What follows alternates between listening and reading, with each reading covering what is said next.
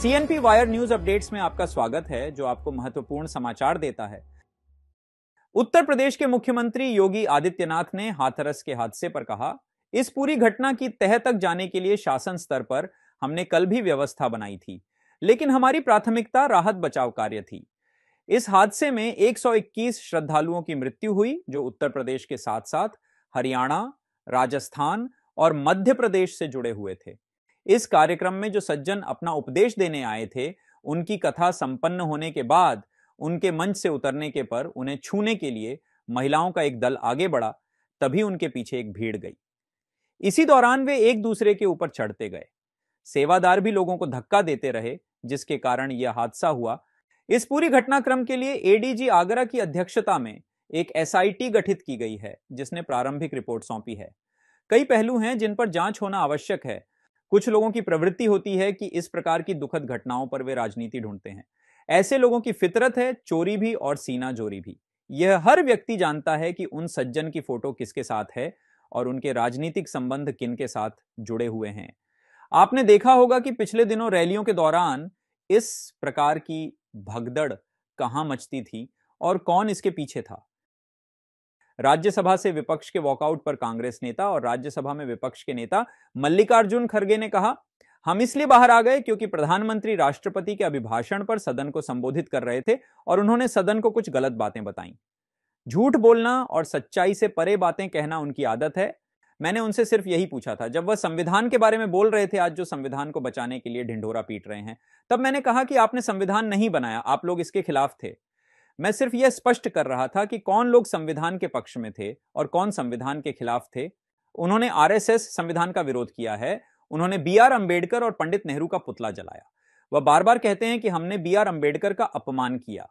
उन्होंने वहां लोकसभा में यह कहा था और वह आज भी यही कह रहे हैं।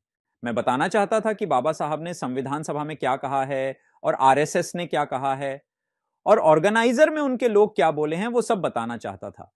पीएम मोदी ने कहा, देश का दुर्भाग्य है कि संवेदनशील मामलों में जब राजनीति होती है तो देशवासियों को और खासकर महिलाओं को अकल्प पीड़ा होती है।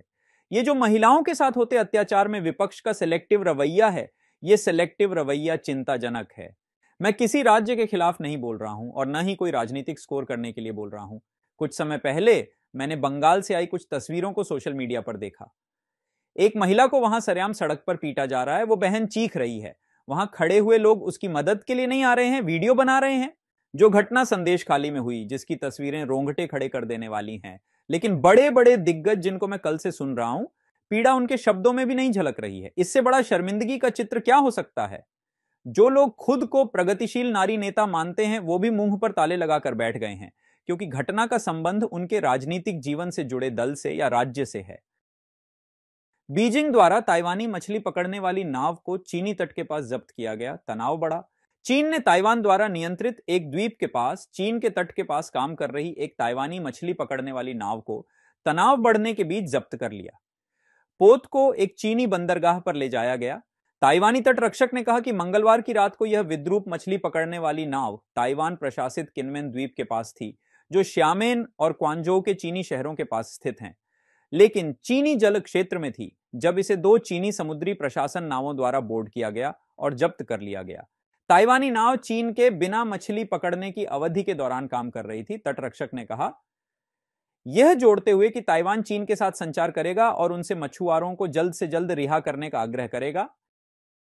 इजरायली सैनिकों को गाजा में लड़ाई जारी रहने से थकावट का सामना करना पड़ रहा है, जैसा कि वरिष्ठ कमांडरों ने चेतावनी दी है।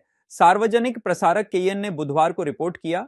गाजा में 4 ब्रिगेडों के कमांडरों का कहना है कि सैनिकों को 9 महीने तक जारी सेवा करने के कारण थकावट का अनुभव हो रहा है। इजराइल ने 7 अक्टूबर 2023 को हमास के द्वारा सीमा पार हमले के बाद से गाजा में लगभग 38,000 लोगों को मार डाला है, जिसमें 1,200 जीवन गंवाए गए और लगभग 250 को बंदी बनाया गया है। प्रसारक ने कहा कि सैन्य कमांडरों ने इस हफ्ते नेतन्याहू से मिलकर सैनिकों की थकावट को ध्यान में रखने की आवश्यकता को जोर दिया। उन्होंने यह भी दावा किया कि वे गाजा में हमास को खत्म करने के करीब हैं, जहां नुकसान के अलावा सेना की घातक हमले ने एक मानवीय विपदा को उत्पन्न किया है, जिसके कारण कई हिस्से को हिरासत में डाल दिया गया है। मंगलवार को नेतन्याहू ने एक न्यूयॉर्क टाइम्स की रिपोर्ट का खंडन करते हुए कहा कि इसराइल अपने सभी उद्देश्यों, जिसमें हमास की शासन क्षमताओं को समाप्त करना भी शामिल है, पूरे करने से पहले युद्ध समाप्त नहीं करेगा।